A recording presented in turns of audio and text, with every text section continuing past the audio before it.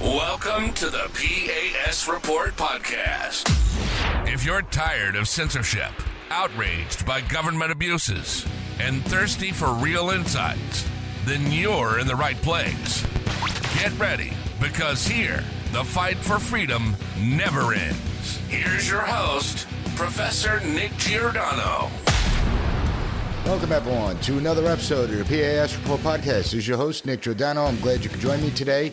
If you are not already a subscriber, make sure to subscribe and follow the podcast so you never miss an episode.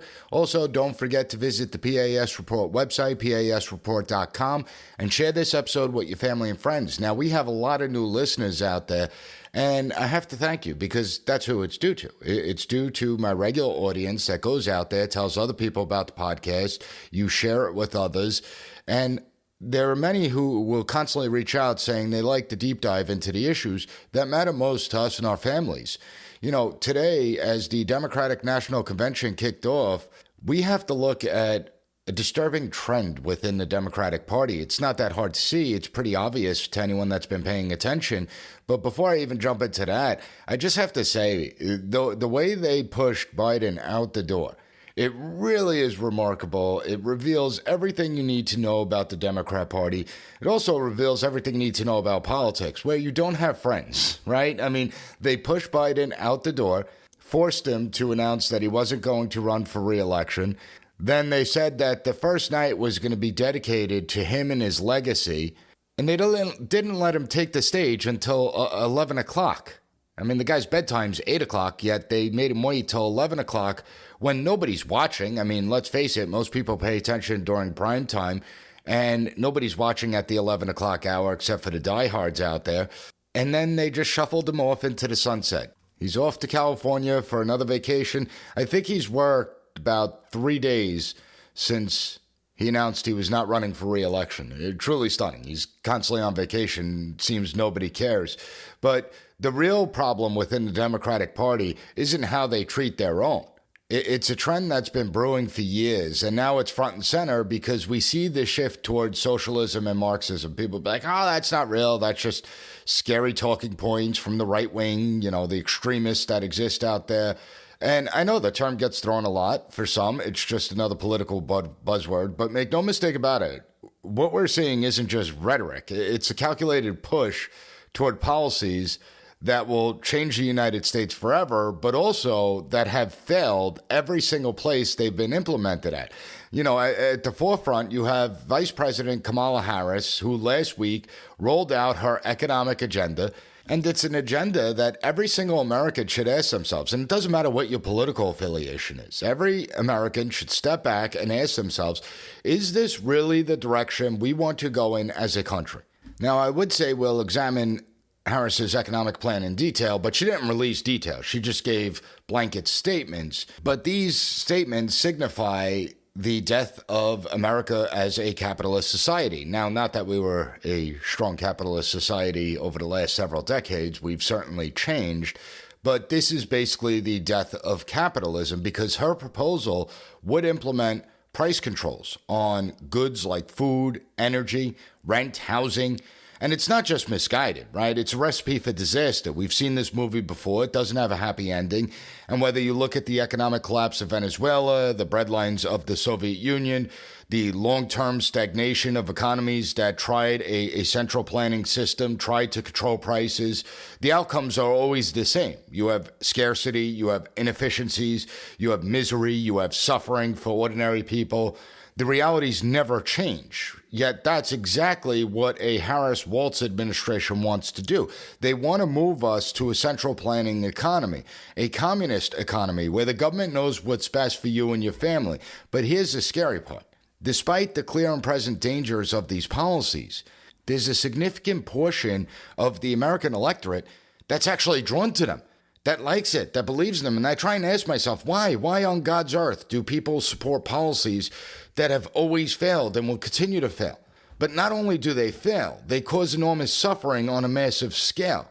Like think about it logically. They want to give every American who's buying a home a down payment of $25,000 for first-time home buyers to try and stimulate the housing market. Now, that's a disastrous policy, and I want to remind the audience out there, think back to the COVID stimulus, right?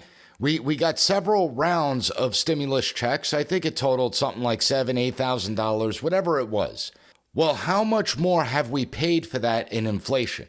How much more have we paid for that? Okay, so now they want to give $25,000 to first-time home buyers. Well, first of all, that's just going to increase the price of houses, right? If I know that someone's getting an extra $25,000, they got more money that they could pay for a home then. So you'll see prices increase. Secondly, where are we getting the money to do this type of program? How much is it going to cost the United States? How much is it going to cost the taxpayer? You know, it amazes me. You look at the headlines, right? So President Trump announces no tax on tips, and CBS puts a headline out that that's going to cost the United States government over $200 billion in revenue over the course of the 10 years. The headline doesn't say that, hey, taxpayers are going to save over $200 billion over the course of 10 years. That's not what the headline says. The headline doesn't say that Americans will get to keep more of their money. Instead, it says it's going to cost the government $200 billion. Kamala Harris comes out with this program. God only knows what the cost is because they haven't put out any type of cost estimates. But how much is that going to cost the taxpayer? Because the money has to come from somewhere. And the only revenue the government gets is through taxpayers. So where are we going to get? Well, we're not going to get the money. We're just going to add to the national debt. We're going to print more money for another stupid idea that's not going to work. And that's just one simple example. She wants to implement rent control. Well, yeah, the rent is too damn high. God bless Jimmy McMillan when he started that party in New York City. The rent is too damn high party. But when you implement rent controls, what happens? Well, there's going to be less people that are going to be willing to rent parts of their home out. It's not going to be worth it for them. If they can't recapture the cost and make money off of it, why would anyone want to rent their home? So it's things like this that simply don't make any sense, and yet that's exactly what they want to do. And there's far too many Americans out there that like the idea of government stepping in to, quote unquote, make life easier. For many, that sounds appealing. However, what people like Harris and others fail to mention is that price controls come with severe consequences. They're a threat to our very way of life. And some of you may be thinking, well, Professor, most Americans are skeptical of big government, that this isn't really going to happen. She's not really going to be able to pull this off. People say they don't trust government. All the polling shows that. So how would they support something like this? And again, this is a paradox that exists, right? So poll after poll shows that Americans consistently express concerns about government overreach and expansion of government and government power. Poll after poll shows that. Yet at the same time, these same people are attracted to policies that would give the government even more power over their lives. It's a contradiction that's fascinating, but at the same time, it's terrifying. And in this episode, I'm going to explore this contradiction. We're going to discuss why, despite people's distrust of government, why many Americans are willing to grant it more control when it comes to BS promises. And some of it has to do with our failed education system that never equipped Americans to think critically, that's for sure. Unfortunately, a lot of Americans are superficial, but it also goes beyond the superficial. There's another layer to this, and that there are voters out there who admit that they're struggling under a Biden-Harris administration. And I see the videos, right? I see ordinary people on X talking about they understand the rising cost. They're feeling the pain. They're living paycheck to paycheck. They see the economic stagnation. They see the lack of opportunity. And yet, when they go through their whole spiel, they're still willing to cast a vote for Kamala Harris, Comrade Kamala. Why? Why? Oh, because she's a woman. Oh, because she's black. Oh, because she's Asian. You know, we have this identity-obsessed culture, and that seems to be enough for people. It's a shallow and dangerous way to choose our leaders, and yet that's what we are doing, essentially. And it's the result of a society that's lost its way. A society that doesn't look at things from a substantive point of view. A society that lacks standards, that lacks vision. And we're going to peel back the layers of this issue because I think we have to get to the heart of what's really going on in the mindset of the American people. And I want to talk about the dangers of Harris's economic plans, the historical examples that prove it won't work, the societal shifts that have led so many Americans to support policies that are clearly against their own best interests, and yet they'll still cheerlead for it. We've got a lot to cover. Trust me, you're not going to want to miss a minute of it, so hang tight. We'll be right back. Are you prepared for the unexpected? As a former emergency manager, being prepared is not a choice, it's a necessity, and that's where the Wellness Company comes in. Imagine having the peace of mind that you're equipped to handle any medical crisis, from tick bites to the latest pandemic. The Wellness Company's medical emergency kit is your lifeline, packed with essential medications like ivermectin, emergency antibiotics, antivirals, and more. This kit is your ultimate preparedness solution. The Wellness Company's team of renowned medical professionals, including Dr. Peter McCullough, Dr. James Thorpe, Dr. Harvey Risch, Dr. Drew Pinsky, and more. They are truth-seeking doctors, and they have designed a kit that sets the gold standard for safety and prevention. Don't wait for the next crisis to strike. Visit twc.health/PAS and use promo code PAS for an exclusive 10% discount just for being a listener of this show. Prepare today, rest easy tomorrow. Use code PAS at checkout. Welcome back, everyone. So in the first segment, I laid the groundwork discussing Kamala Harris's new economic plan, dangers it poses to the country, and we have to examine history because price controls and government overreach, it's not a new idea. If we're going to understand why Harris's plan is so dangerous, we need to look at what's happened in other countries that have gone down this path. So let's just start with let's look at Venezuela, because not too long ago, Venezuela was one of the richest countries in Latin America. If not the richest. It was one of the wealthiest countries in the world. Had the world's largest proven oil reserves. And it should have been a model for prosperity. But today, Venezuela is a failed state. Millions of citizens fleeing the country to escape poverty, hunger, violence, authoritarianism. Now, how did this happen? Well, the answer lies in the people of Venezuela and the very policies that Kamala Harris is now promoting. Under Hugo Chavez and his successor, Nick Maduro, the Venezuelan government implemented a series of socialist policies, extensive price controls on basic goods like food and fuel. They nationalized industry. And on paper, these price controls, they were supposed to make life easier for the average Venezuelan. See, what they wanted to do, what the promise always is that we're going to help the poor. And we're going to improve the lives of the middle class. That's always the promise, that it's the wealthy elite, the wealthy rich people, it's all their fault. If we just take their wealth, if we nationalize everything, all the problems will go away. The problems will dissipate. And so what happened in Venezuela? Well, it had the opposite effect, okay? The wealthy still remained wealthy. Those with wealth that were against the Hugo Chavez regime, that were against the Maduro regime, that were enemies of the state, they just fled. They had the money and resources to leave the country, and so they left. Then they're living their lives, they're still wealthy. The wealthy people that support the Chavez regime and the Maduro regime, well, they remained wealthy in Venezuela. They still are wealthy, they live high on the hog. Did the poor get any wealthier? Did the poor see any less suffering? And the answer is no. The poor remained poor, which usually will happen. So what happened to the middle class? Well, the middle class was gutted. The middle class bared the brunt of the socialist policies, and they became poor. When the government set prices below the market rate, it didn't take long for the shortages to develop. You had farmers couldn't afford to produce crops. Businesses couldn't stay afloat. Shelves empty. Black market begins to thrive. Ordinary people can't afford the inflation. They start going hungry. They start killing zoo animals and eating them. What was supposed to be a policy to help the poor just ended up making everyone poor except for the wealthy elite. And the situation in Venezuela is a textbook example of why price controls don't work. When the government tries to control and manipulate prices, it distorts the very basic concept of economics, the natural supply and demand dynamics. Okay, supply and demand is what keeps economies functioning.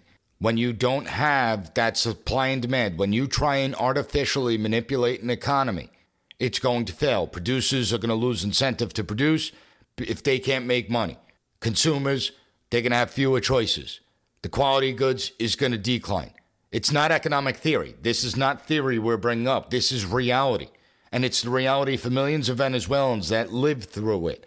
It's a reality that Kamala Harris wants to import into the United States. And Venezuela isn't the only example. I grew up in a great era of the United States, right? Under the Reagan administration, we won the Cold War. And I remember from a very young age, when you look at the Soviet Union, I remember its collapse. The Soviet economy was built on the idea of central planning and government control. And it was over all aspects of life. The government set the prices, the wages, the production targets from everything, from every product that exists. And while the Soviet Union was able to manage it for a certain period of time, while they were able to project an image of strength and power to the outside world, the reality of what was going on within the Soviet Union was actually very different. Just like in Venezuela, the Soviet Union's price controls led to widespread shortages. You needed, I don't know, how many rubles to get a loaf of bread? The government's inability to gauge the needs of its population didn't really align with the production that was happening. You had chronic shortages, food, clothing, housing. Again, black markets thrive in these environments. And just like in Venezuela, the people are the ones that suffered. Okay, Maduro in Venezuela hasn't missed a meal. I mean, just look at the guy. You could tell he's not going hungry. He's not having a hard time putting food on his table. Under Soviet Union reign, Mikhail Gorbachev still lived high on the hog. All the Soviet leaders before him lived high on the hog. They still lived a good life. It's the ordinary people that suffer. But they say the policies are great. The policies work. And we have to do these policies for the greater good. Pay your fair share. However, the lesson is clear. Price controls don't work. Government control doesn't work. They failed in Venezuela. They failed in the Soviet Union. They failed in countless other countries that they've tried this in. And they'll fail here in the United States if we're stupid enough to allow them to adopt it.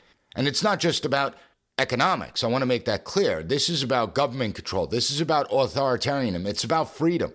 When the government controls prices, it's not just controlling the economy, it's controlling our lives. It's deciding what we could buy, where we can buy it, how much we could pay for it.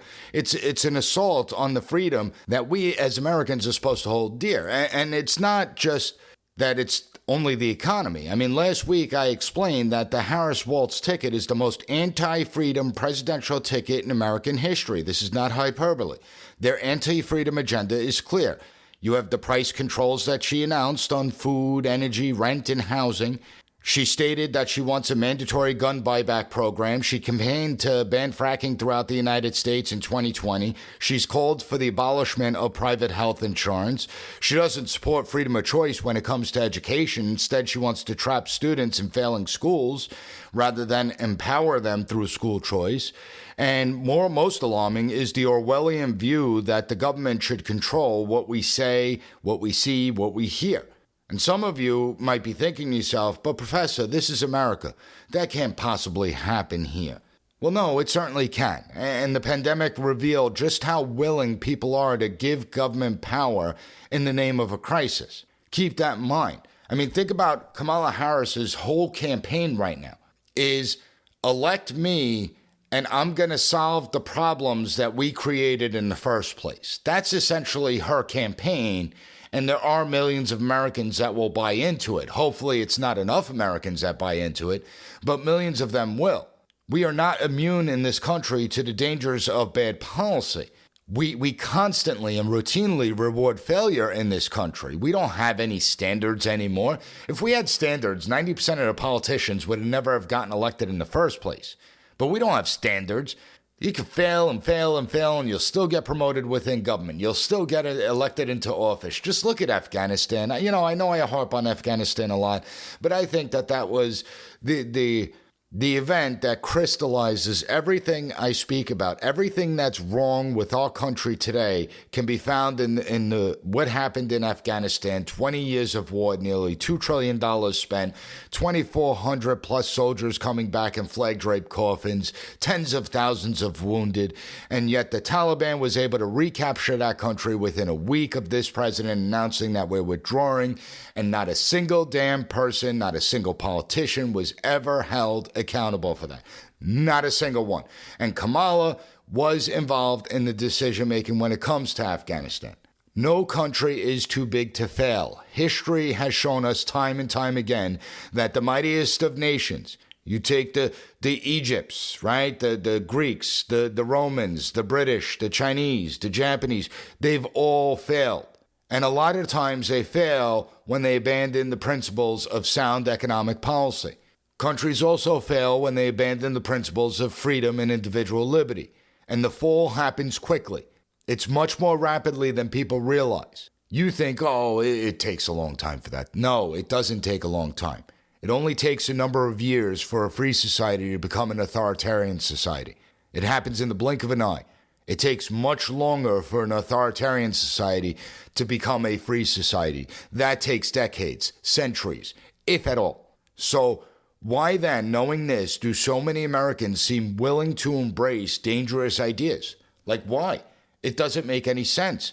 I know that part of the answer is there's an allure to free stuff, and there's an allure to having someone else do everything for you. I mean, I always warn my students, you take two candidates. Candidate A is running for office, and candidate A says he's going to get everything on the right track.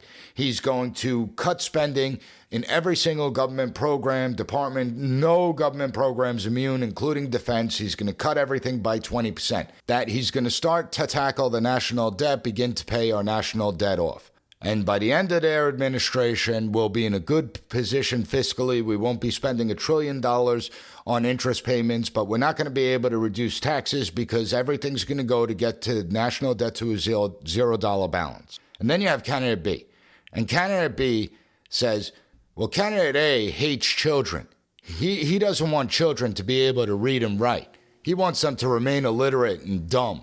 He wants to cut the education budget. I want to increase spending on education because I love your children, and I want your children to thrive and succeed. Candidate A wants to cut off veterans' benefits, the people that went overseas. Some of them paid the ultimate price, that sacrificed so much for their nation, and he wants to cut their benefits. I don't think their benefits should be cut. I think that they should be getting even more benefits. And I'm going to take care of our veterans when I get into office. Candidate A wants to make us unsafe. Candidate A wants to cut defense spending. He doesn't care about projecting American strength on the international world stage. And if he cuts spending in defense, he's only doing Putin's bidding. I want to increase money for defense. I want to make sure that our military remains the most well-financed military in the entire world, that our military-industrial complex is strong and is capable of producing everything we need to maintain our sole superpower status. And for all you old people out there, Candidate A hates you. Candidate A wants to cut your programs and services by 20% after you worked your entire lives for these programs. I want to increase spending for these programs. I want to make sure that you're taken care of during your retirement years. And the American people, the ordinary Americans, you're paying too much in taxes, so I want to cut your taxes. Who are you going to vote for? Are you going to vote for candidate A that tells you that it's going to take everything away? Or are you going to vote for candidate B that's promising you everything under the sun? And that's part of the problem. And that's part of the problem that I want to touch on when we get back from this quick break. So everyone, hang tight. We'll be right back. Welcome back, everyone. So part of the problem is that we've killed critical thinking and people vote based on the words of superficial politicians with superficial points of view. People vote for very shallow reasons. People vote because they really want big government.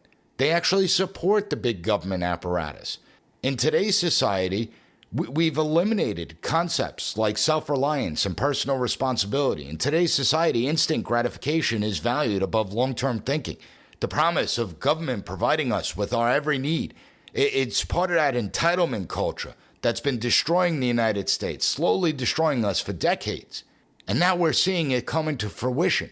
I mean, listen, logically speaking, who wouldn't want cheaper rent? Who wouldn't want lower energy bills? Who wouldn't want more affordable groceries? All of us want that. Now, you could either choose the Comrade Kamala's way and turn this country into a socialist Marxist hellhole, or you can embrace capitalism, where it is a proven system where people thrive. Bring back self-reliance, personal responsibility, merit. Because when the government's providing you with your every need, there's always strings attached. And if you want these things, you have to recognize they aren't free. We're going to pay for them one way or another. We'll pay for them in taxes. We'll pay for them with increased national debt. When we cannot service that debt anymore and everything collapses, oh well, all the people responsible will already be out of power and it won't matter. We pay for it through surrendering our liberty, our freedom. Like, didn't we learn anything with the Patriot Act at 9/11? That all we get is this illusion? I mean, listen, you look at the education system, which has done a horrible job for the last, 60 years, okay? And it's really been bad over the last 20 years. The last 20 years have been horrendous when it comes to education. Our schools and our universities have failed. They're not educating students to think for themselves. Instead, they're indoctrinating them with the belief that government is some benevolent force that could solve all of society's problems if only we just grant them more and more power. And this is why I say that critical thinking has been pushed aside in favor of BS slogans and simplistic solutions, right? Because our federal bureaucracy is involved today in about every aspect of our lives. And they got involved at our behest, right? It's the people. That's how bureaucracies form. You identify the problem or an issue.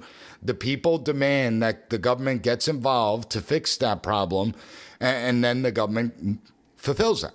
But when you think about it, what problems have the government solved? What problems? Why are we still debating the same issues that we were debating decades ago, despite numerous pieces of legislation being passed with the promise of fixing whatever issue you're talking about, despite the hundreds and hundreds, thousands of new regulations that have come to fruition? You look at the education system. Right now, they're in Chicago with the Democratic National Convention. Chicago, in one school district, they're spending $68,000 per child and they still cannot produce a single student that's proficient in reading or mathematics. Not a single one.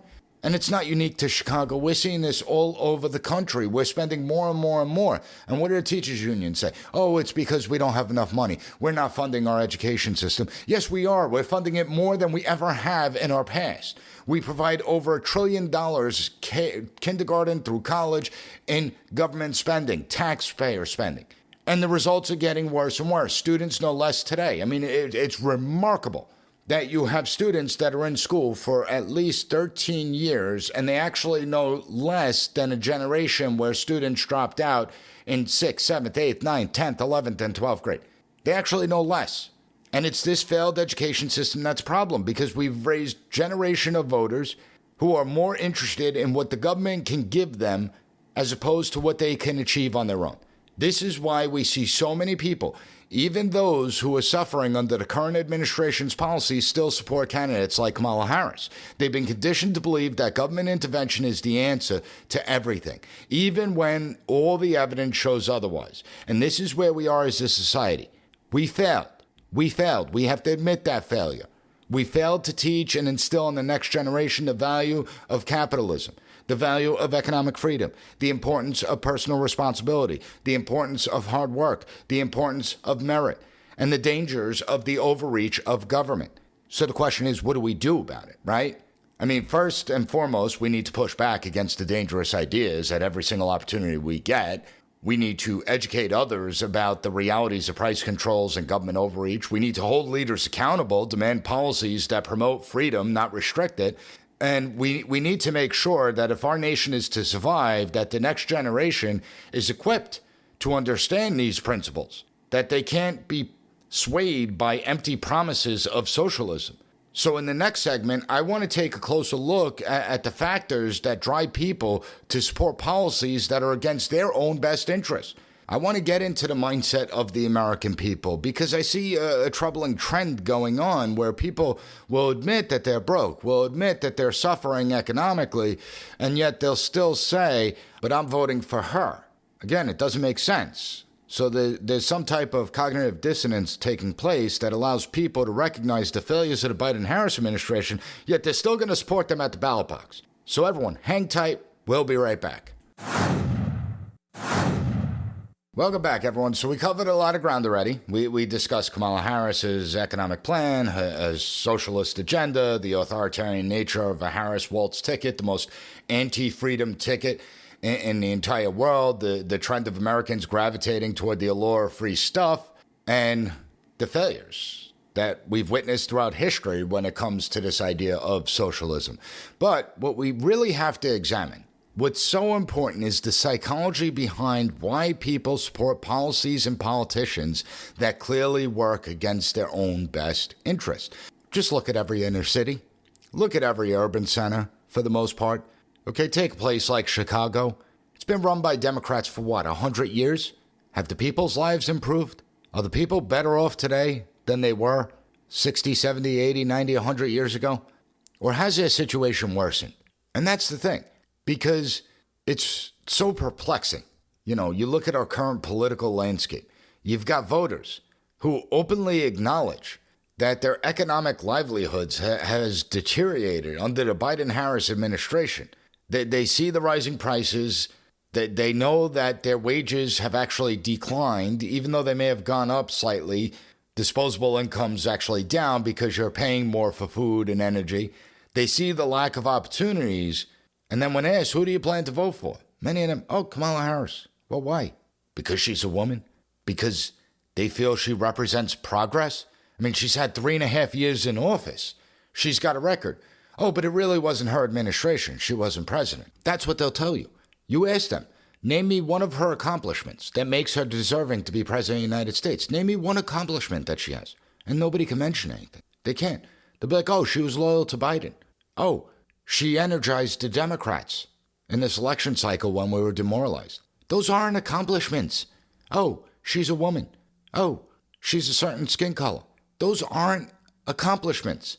You know, I actually watched the movie Cabrini last week, and I encourage every single person out there to watch the movie Cabrini. It's about an Italian nun dating back to the early 1900s, the turn of the century here in the United States. I believe it takes place, she comes here around 1890, whatever. And she wants to start an orphanage to help the poor Italians, immigrants that came over, that had nothing, that were living on the streets, the little children. In any event, she was someone that was constantly told no, but she persevered. And not only did she set up an orphanage here, she set up many orphanages throughout the entirety of the United States. She set up schools. She set up hospitals. And it wasn't just limited to the United States. It was a movement that went international. Like, there's accomplishment right there. Just because you're a certain skin color, that's not an accomplishment. Just because you hold a position or a title, that's not an accomplishment. In fact, if that's the way you believe, if that's the way you operate, you're just a shallow person. That's it. You're a shallow thinker. And it's dangerous because it reveals a fundamental failure in our society's ability to produce critical thinkers, to prioritize substance over ideology. For years, our schools push that the government is the ultimate problem solver. They can fix every issue. Just pass a new law, a new regulation, or a new government program. And you have the lemmings that just shake their heads, yes, that's what we need. We need a new law, a new program, new regulation. Instead of asking yourselves, well, why have all the previous statutes failed? You know, I spoke about this when I was talking about the domestic terrorism law that the Democrats wanted to put in place. We have over 50 laws and statutes regarding domestic terrorism. Why do we need another one? What were the failures in all the ones prior to this? And I wouldn't support any new law until you could define what the failures were of those laws, what this law would do differently, and more importantly, if we're going to introduce a new law, why not repeal the old ones off the books then if they're failing and they're not working? That's thinking critically. But you don't see that anymore. You don't. Instead, you have this cognitive dissonance that occurs, and it's people that basically hold two conflicting beliefs. That's it, at the same time. Okay, it's a mutual contradiction where you hold two beliefs, but both of them cannot be true. And we don't like to be wrong as human beings. So what do we try and do? Well, we try and justify our points of view. We try and justify not only the positions we have, but we defend the politicians that we supported. And it's to rationalize at the expense of truth, because that's what it really comes down to. I warned about the dangers of this idea of my truth, because once you destroy truth, you can manipulate any narrative any way you want, and you could be successful at that. And if we look at the context of our current political climate, you have voters who are struggling and suffering under the current administration's policies that are still going to support the same people and the same policies because they can't reconcile their beliefs. They can't put the two and two together. They're denying the obvious truth, and they're creating their own version of truth. You have people saying, yes, I'm struggling to make ends meet, but it's not Kamala Harris's fault. It's because of external factors. It's Trump's fault, right? It's the fault of the previous administration. It's Republicans in Congress' fault. Can't possibly be the administration's fault, even though they've had 3.5 years. See, that's how they rationalize their maintaining of support for Harris without confronting the obvious that her policies and the policies of this administration have failed and contributed to the problems that people are now facing. It's a psychological defense mechanism, but it's a dangerous trap that keeps people stuck in this cycle of bad decision-making, electing the same politicians to these offices, even though these politicians have failed time and time again. So how do we break this cycle? How do we help people see the truth and make decisions that are in their best interests rather than just be like the friggin' lemmings they are, rather than the groupthink mentality, rather than voting based on identity politics? And there's no good answer to it. It's not like it's an easy solution. It might sound easy, but the answer is in education and engagement. We have to have conversations like this. We have to challenge the prevailing narratives. We have to be able to engage with other people that disagree with us, stop speaking into the echo chambers. And when I say engage with other people, that doesn't mean that you go out and lecture people on how dumb they are because they supported Joe Biden. That doesn't mean that you go out and criticize them for every problem that we're facing as a society. Do you think you're going to win anyone over by doing that? There's an old book that every single person should have to read. Dale Carnegie's How to Make Friends and Win People Over. Okay? You have to persuade people. And you don't persuade people by dictating to them. You don't persuade people by calling them names. You persuade them by listening to them, engaging them, and pointing out the deficiencies in their arguments without actually telling them that they're wrong. You engage with them by telling stories, connecting on an emotional level. For all you people that lived in Eastern Europe and came to the United States in the 70s, 80s, 90s, even the early 2000s, your voices can be so powerful because you lived through it. You have the lived experiences of what it was like to live under communist rule, socialist rule. For those of you that may have come from an authoritarian Asian country, particularly you look at a country like China, your stories are extraordinarily powerful to tell. Why you came to the United States, what promise, what was the allure? Why should the American people appreciate freedom and liberty? Why should they appreciate the ideas of capitalism? See, for many of us, we have been in the United States for so long that we take these things for granted. We don't appreciate them because we haven't lost them. For those that either lost them and never had them to begin with, they tend to appreciate concepts like freedom and liberty. They tend to appreciate things like capitalism and market forces. And when you educate and tell those types of stories, what you're doing is you're making it harder for the ordinary people to ignore the parallels of what Kamala Harris is proposing, the failures of this administration, and what life will be like here in the United States. See, and it's not just constantly harping and looking back. You have to look forward too, right? It's incumbent on Republicans, and I've been saying this now, I want to say like a month, but I know it's been longer than that. We need optimism, okay? Republicans need to paint a picture of what a future under their policies are going to look like, not just in economic terms, but in terms of freedom and opportunity. What kind of country do we want to leave for our children and grandchildren? Do we want a nation where the government controls every aspect of our lives, where we're dependent on the state for our basic needs? Or do we want to live in a country where individuals have the freedom to pursue their dreams, where the market is allowed to function, where the government's role is going to be limited, and it's limited to just simply protecting our rights rather than dictating our choices? These are the questions that we need to be asking. They're the questions we need to be encouraging others to ask. It's not enough to simply point out the flaws in Kamala Harris's economic plan, which is devoid of any real thought. That's easy to do. And it's easy to criticize, it's easy to complain, but we have to offer a compelling vision, one that's rooted in core American values, core American principles of freedom, responsibility, merit, opportunity. The choices we make at the ballot box this year are going to be extremely important. There's going to be real consequences. They affect our economy, our freedoms, our way of life, and it's up to each of us, not just to make our own informed decisions. It's up to each of us to start digging deeper beyond the surface, to start talking to other people, talking, Not screaming, not yelling, not dictating, talking. It's up to us to decide which direction this country should go in. And we have to do our part. It's part of our civic obligation. Now, if you found the content of this episode informative, I encourage you to share it with others, even those who may disagree with you. Maybe it opens up some eyes. Maybe it starts a dialogue between you and that other person. Maybe you could persuade and convince them that the Marxist way is not the right way for the United States. That maybe they shouldn't want to support Comrade Kamala. Don't call that to someone that supports her because you're not going to win them over then.